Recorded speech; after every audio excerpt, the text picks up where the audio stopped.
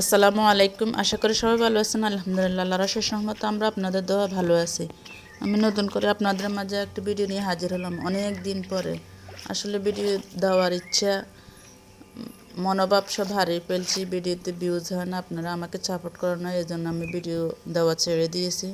এখন হুট করে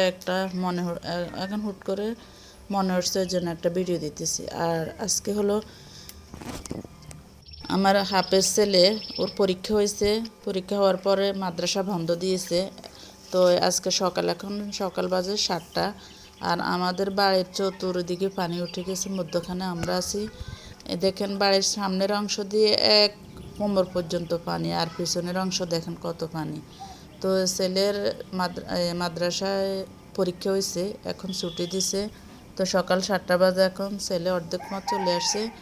এরপর আমি গেছি ছেলেকে নিয়ে আসার জন্য, কারণ পানি চতুর্দিকে, যদি ছেলে পড়ে যায়, এই জন্য আমার হাফেজ ছেলেটা যদি পড়ে যায়, ওর সাথে জামা কাপড় আছে, পড়লে হয়তো জামা কাপড় সব ভিজে যাবে। এই জন্য আমি ছেলেকে আনার জন্য একটু আগে গেলাম।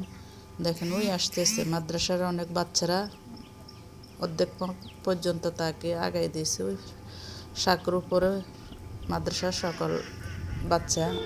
বাচ্চারা, আরে ওর সাথে কিছু বাচ্চা আসছে ওর একটু আগায় দেওয়ার জন্য। তো দেখেন আমার ছেলেটা আসতেছে, ছেলেটারে আগায় নেওয়ার জন্য আসছি।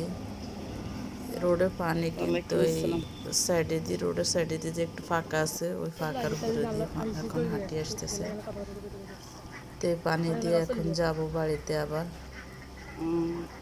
বাড়ির সামনে দিয়ে অনেক পানি, কোমর পর্যন্ত পানি, আর পিছনে দিয়ে রাস্তা এগুলো মুছে। এরপরেও দেখেন কত পানি, বন্যা পানি থইতে করতেছে।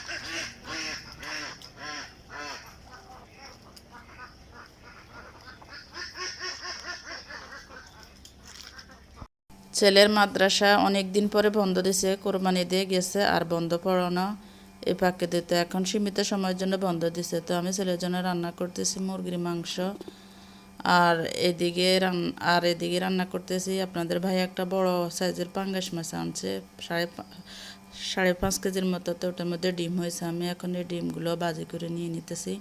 ডিমগুলো ময় মশলা দিয়ে আমি মেখে আগে রেখে দিয়েছি। এখন পেঁয়াজ কুচে দিয়ে এর উপর দিয়ে এখন আমি ডিমগুলো সুন্দর করে ভেজে নিয়ে নিচ্ছি।